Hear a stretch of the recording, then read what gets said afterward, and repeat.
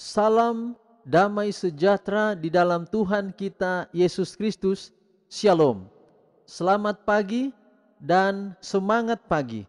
Mari kita sambut berkat di pagi hari ini dengan penuh sukacita.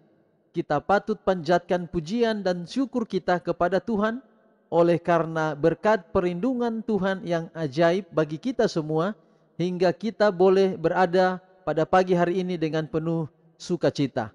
Dari tanah Papua, tempat di mana audio renungan pagi ini dibuat, sampai ke ujung bagian barat Indonesia di Pulau Sumatera, saudara-saudara pendengar audio renungan pagi, saya sekali lagi menyapa Shalom. Terima kasih oleh karena saudara-saudara dapat memilih channel ini untuk mendengarkan audio renungan pagi. Kiranya harapan saya adalah saudara-saudara dapat diberkati melalui audio renungan pagi ini. Segera di pagi ini kita akan memulaikan ibadah renungan pagi. Tentunya kita akan memuji Tuhan dari buku lagu kita, dalam buku lagu Sion nomor 159 dan lagu berjudul Tak Lama Lagi Masuk Surga.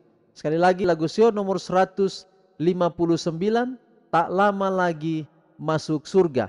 Kita akan nyanyikan bait pertama dan kedua, dan sesudah itu kita akan lanjutkan bait ketiga dan keempat pada penutupan ibadah kita di pagi hari ini. Mari kita nyanyikan lagu ini dengan penuh semangat.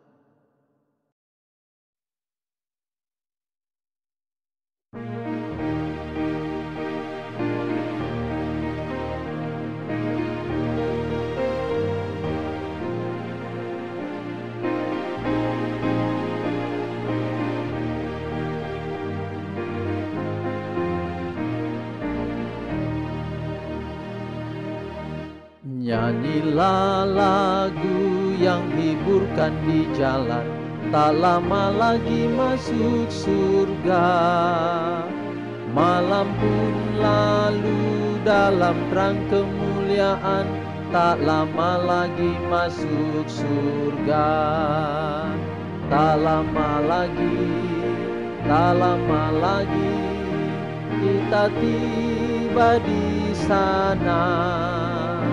Kita berkumpul bila topan telah lalu,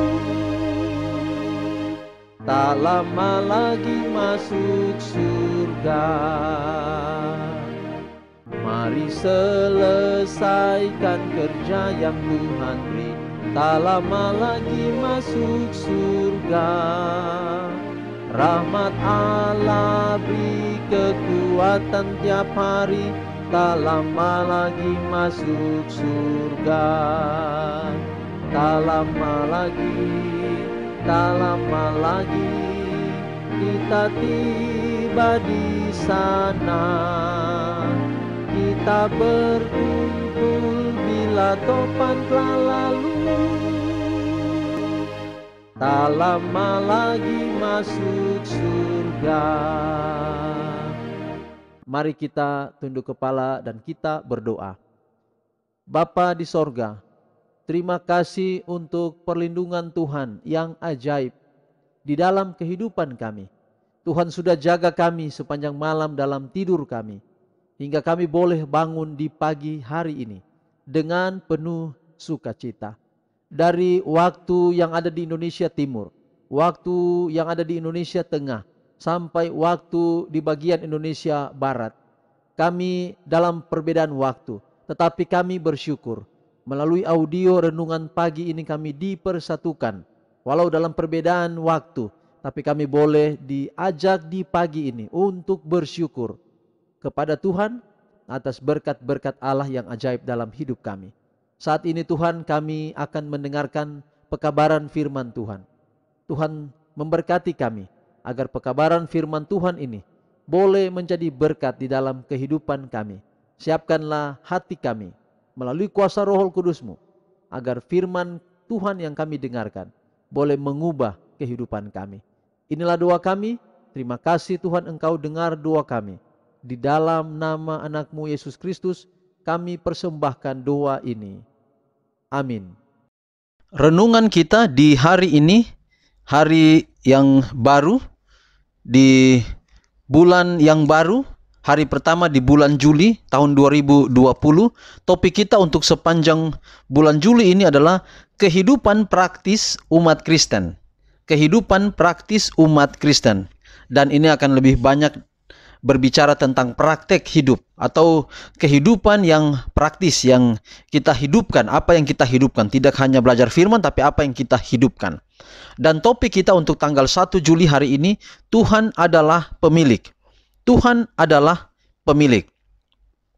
Sebab punyakulah segala binatang hutan dan beribu-ribu hewan di gunung. Mazmur 50 ayat 10.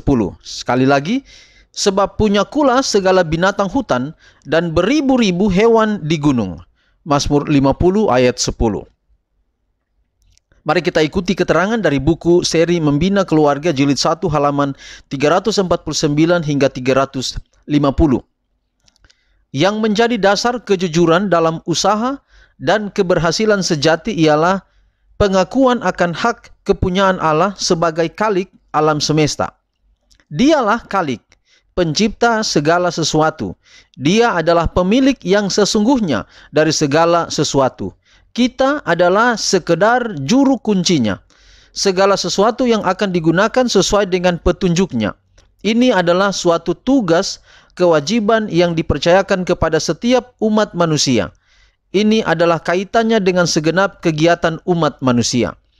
Apakah kita mengakui atau tidak? Kita adalah juru kunci yang diperlengkapi dengan bakat dan talenta oleh Allah serta ditempatkan di dunia ini untuk melakukan sesuatu pekerjaan yang ditentukan olehnya. Uang bukan milik kita. Rumah, tanah, lukisan, perabot, pakaian, dan barang-barang mewah. Semua itu bukan kepunyaan kita. Kita adalah musafir. Kita adalah orang asing. Kita hanya diberi kuasa untuk menggunakan benda-benda itu bagi keperluan kesehatan dan kehidupan kita. Berkat sementara itu diberikan kepada kita sekadar yang dipercayakan saja untuk membuktikan bahwa kita dapat dipercaya dengan harta kekayaan abadi. Jikalau kita bertekun dalam ujian pembuktian Allah itu, kemudian kita akan memperoleh harta kekayaan yang sungguh-sungguh dibeli itu, yang akan menjadi milik kita sendiri, yaitu kemuliaan, penghormatan, dan keabadian. Kalau saja anggota mau menggunakan uang yang dipercayakan kepada mereka ke dalam pekerjaan Allah, yang tadinya mereka akan gunakan untuk memuaskan keinginan hati yang bersifat mementingkan diri sendiri dan untuk membiayai berhala kegemaran mereka yang tidak senonoh itu, maka mereka sudah mengumpulkan kekayaan di surga dan sudah melakukan pekerjaan yang diminta oleh Allah mereka lakukan. Tetapi sebagaimana orang kaya yang di dalam perumpamaan itu, mereka hidup dalam kemewahan. Uang yang telah dipinjamkan oleh Allah kepada mereka, yang dipercayakan untuk digunakan demi kemuliaan namanya, mereka boroskan.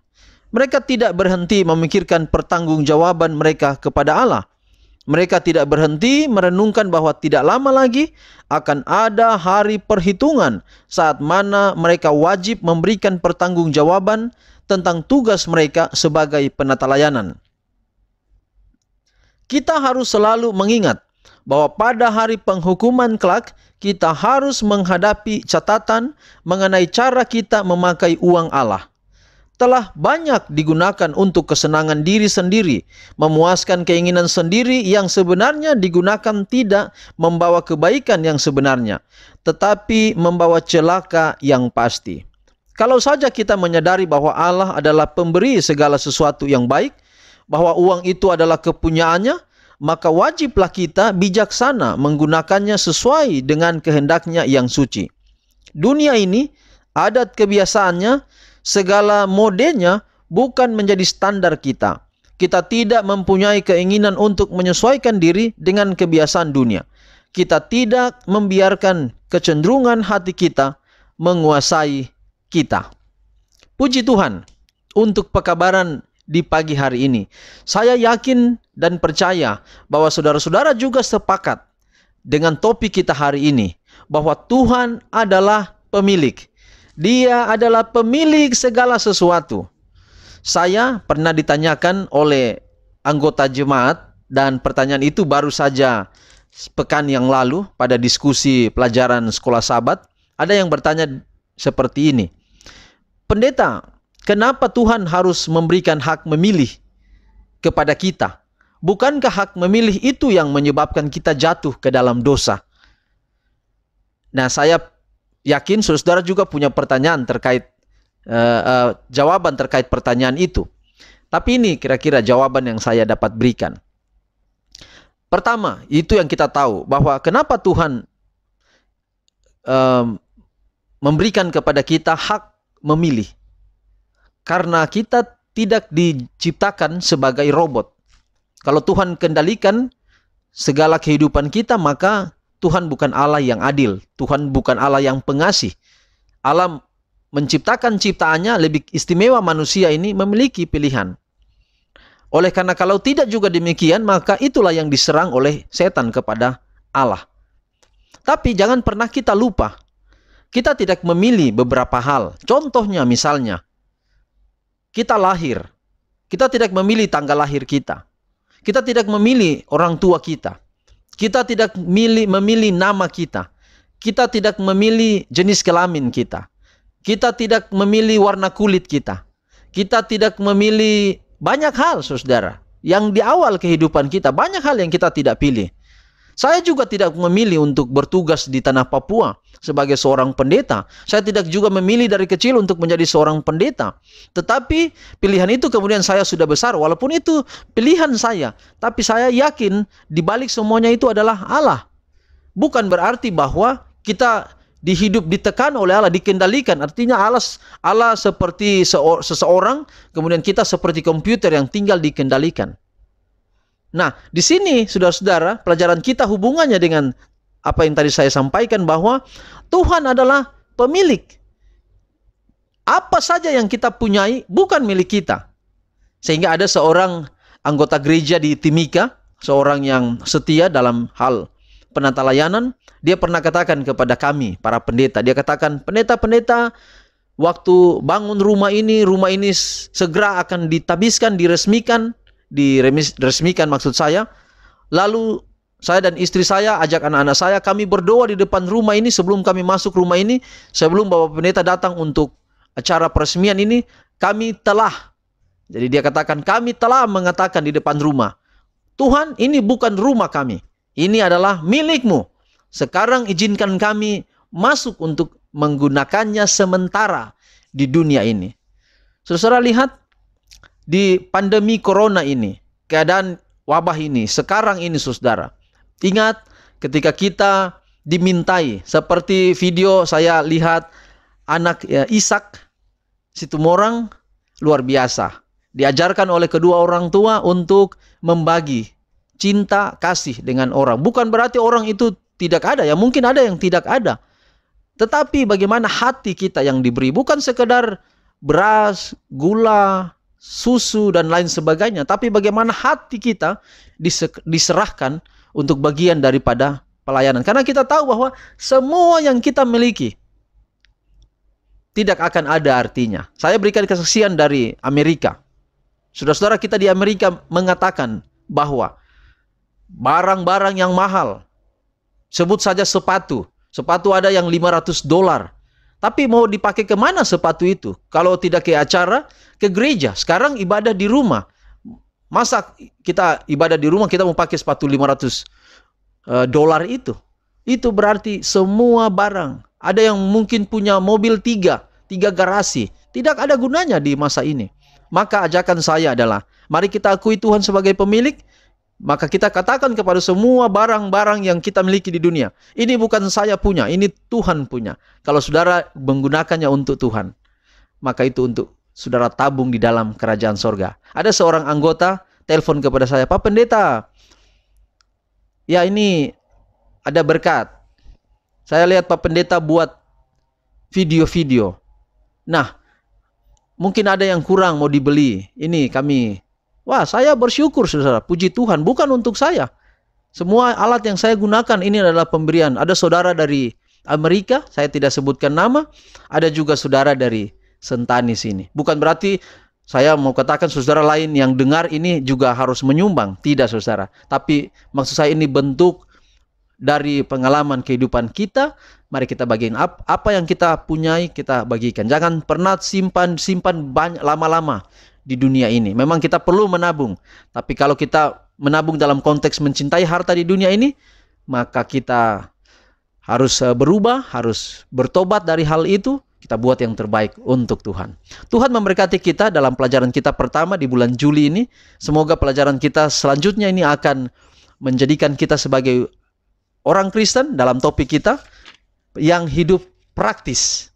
Ya, jadi kita adalah praktisi kekristenan dalam kehidupan kita setiap hari. Inilah doa saya, kiranya juga menjadi doa dan harapan kita semua. Amin. Mari kita tutup ibadah renungan pagi kita di pagi hari ini. Kita nyanyikan lagu Sion nomor 159, baitnya yang ketiga dan baitnya yang keempat dengan judul lagu Tak Lama Lagi Masuk Surga. Bait ketiga, ratakan jalan bagi yang letih lesu.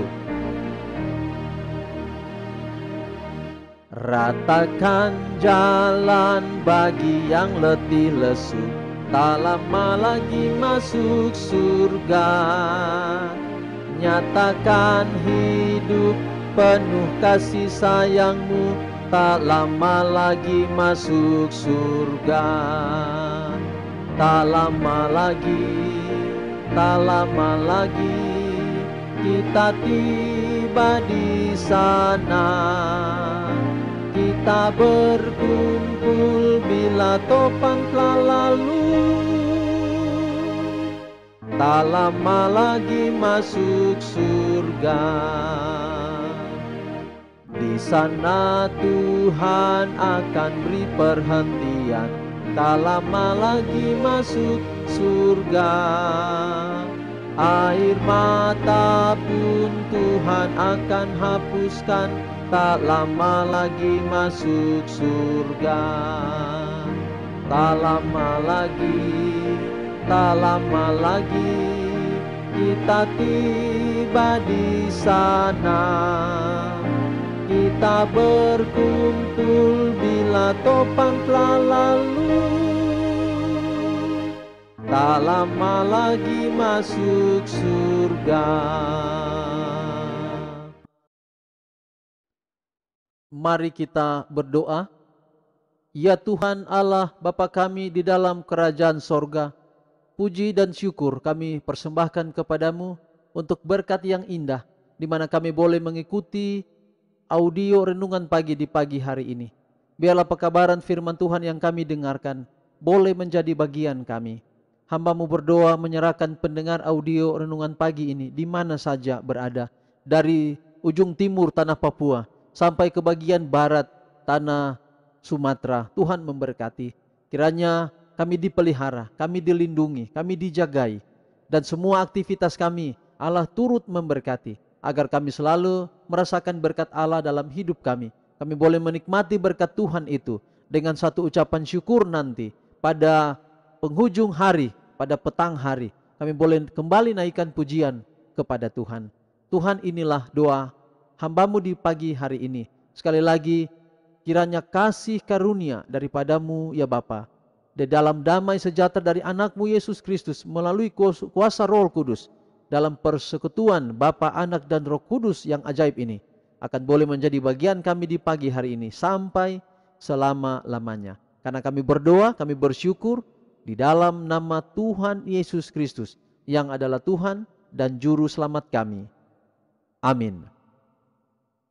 Demikian ibadah renungan pagi kita pada pagi hari ini. Tuhan akan memberkati kita sepanjang hari ini, dan sampai jumpa pada besok pagi di dalam ibadah renungan pagi di hari yang baru. Shalom.